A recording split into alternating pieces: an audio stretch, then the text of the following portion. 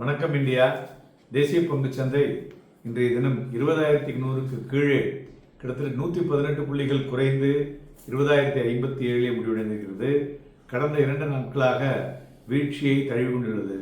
முக்கிய காரணம் என்னன்னா, முதலீட்டாளர்கள் ப்ராஃபிட் புக்கிங், ரெண்டாவது நம்முடைய இந்திய ரூபாயினுடைய மதிப்பு தினந்தோறும் வீக்காக உள்ளது, மூன்றாவது ஃபாரின் இன்ஸ்டிடியூஷனல் இன்வெஸ்டர்ஸ் அவங்களுடைய அவுட்ஃப்ளோ, அதாவது வித்துட்டு அவங்க பணத்தை வெளில எடுத்துகிட்டு போகிறாங்க, திருப்பி பார்த்தீங்கன்னா ஐபிஓவில் அப்ளை பண்ணுறாங்க.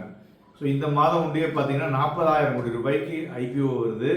இது வரைக்கும் 1,60,60,000 கோடி ரூபாய்க்கு ஐபிஓ மார்க்கெட்டில் வந்து முடிந்திருக்கிறது. ஸோ இது பெரிய ஒரு இன்புட்னு சொல்லலாம்.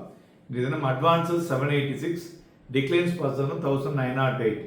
ஸோ மேலும் 45 பங்குகள் 52 வீக் ஹையையும் 180 பங்குகள் 52 வீக் லோயும் டச் பண்ணியுள்ளது. ஸோ மார்க்கெட்டுடைய பிரெத்தை பார்க்கும்பொழுது நெகட்டிவாக இருக்கிறது. துறைகளை பார்க்கும் பொழுது ஃபார்மாவை தவிர பாக்கி எல்லாமே பார்த்தோம்னா எண்ட் இன் லோவர்னு சொல்லலாம். இண்டிவிஜுவல் ஸ்டாக்ஸை பொறுத்தவரை Asian Paints, doctor Reddy's Lab, Maruti Suzuki, Bharti Airtel, Hindustan Unilever, SBI Life, Tech Mahindra, NTPC, Bajaj Finance, Trent இவையெல்லாம் ஏறிய பங்குகள்.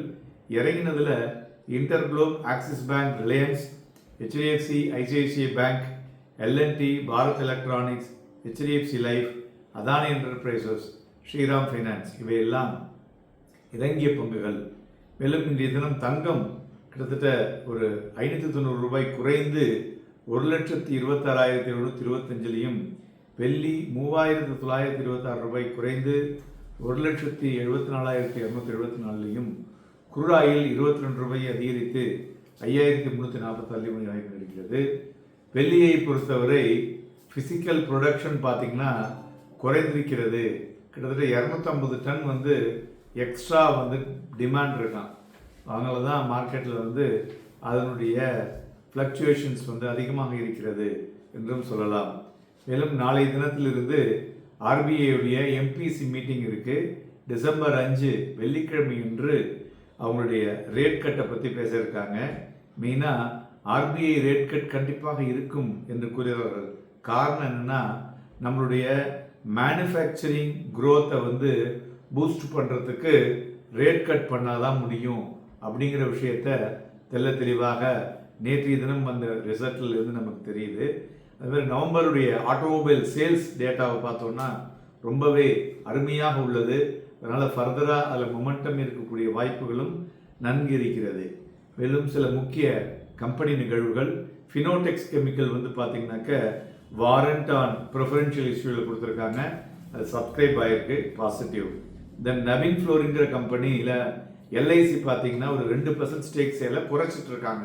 ஏன்னா எல்ஐசி எவ்வளோ வச்சுக்கணும் அப்படிங்கிறது ஒரு செபி கைட்லைன்ஸ் கொடுத்துருக்காங்கல்ல, அதனால் இந்த reducing the holding positive to the company, other investors உள்ளே வருவதற்கு.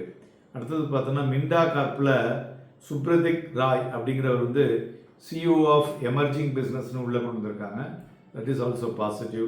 இந்துஸ்தான் லீவரில் எஸ் சுந்தரம் அப்படின்னு ஒரு இந்தியன் தான் CEO of Unilever International, that is also positive.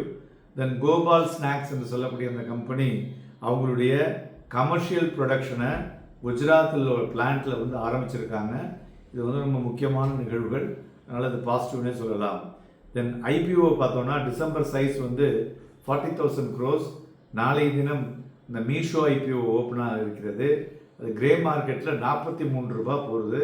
So 111 + 43 154 ரூபா அப்படிங்கிற லெவலில் இப்போ போயிட்டுருக்கு.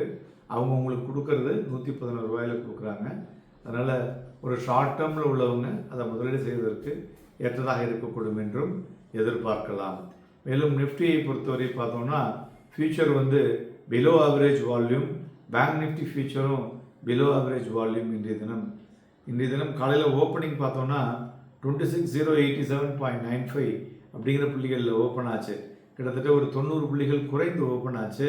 பட் அதிலிருந்து பார்த்தோன்னா ஒரு ஜம்ப்பு 26,154.60 அப்படிங்கிற புள்ளிகளை காலையில் கிட்டத்தட்ட ஒரு 9:20க்கே டச் பண்ணிடுது மார்க்கெட். ஆனால் நேத்திய க்ளோசிங்கை தாண்ட முடியல. நேத்திய க்ளோசிங் 26,175, அதை தாண்ட முடியல. பட் அந்த லெவல்லேருந்து மறுபடியும் செல்லிங் ப்ரெஷர் இருந்தது. எவ்வரி லெவல்லையும் பார்த்தீங்கன்னா ஒரு எவ்ரி 1 hour ஒரு சற்று ஏற்றம் திருப்பி இறக்கம் அப்படியாக இருந்தது. பட் அரௌண்ட் ஒரு 2:59 அரௌண்ட் 3 மணிக்கு பார்த்தோன்னா இன்றைய லோ 25,997.85, அது 26,000 உடைந்தது. பட் இம்மீடியட்டாகவே ரியாக்ட் ஆகி 26,057 முடிவடைந்திருக்கிறது. மேலும் சந்தைகளை பொறுத்தவரை இன்றைய தினம் வீக்லி எஃப்என்டோ க்ளோசிங் இருந்ததுனால மார்க்கெட்டில் இந்த அளவுக்கு ஒரு வாலட்டிலிட்டியை பார்க்க முடியுதுன்னு சொல்லலாம். வரக்கூடிய நாட்களில் நிறைய ஈவென்ட் பேஸ்டு ஆக்டிவிட்டி இருக்கிறதுனால அதற்கு தகுந்தாற்போல் இந்த ட்ரிகர் இருக்கக்கூடும். இப்பொழுதைக்கு பார்த்தோன்னா நிஃப்டியை பொறுத்தவரை 26,259ங்கிறது ஒரு ஸ்ட்ராங் ரெசிஸ்டன்ஸ் ஆகவும் 26,025 அப்படிங்கிறது ஒரு ஸ்ட்ராங் சப்போர்ட்டாகவும் இருக்கக்கூடும். பட் வாலட்டிலிட்டி மிகுந்து காணப்படும். வாங்கி விற்பதற்கும் விற்று வாங்குவதற்கும் ஏதுவாக இருக்கக்கூடும். Happy and profitable day.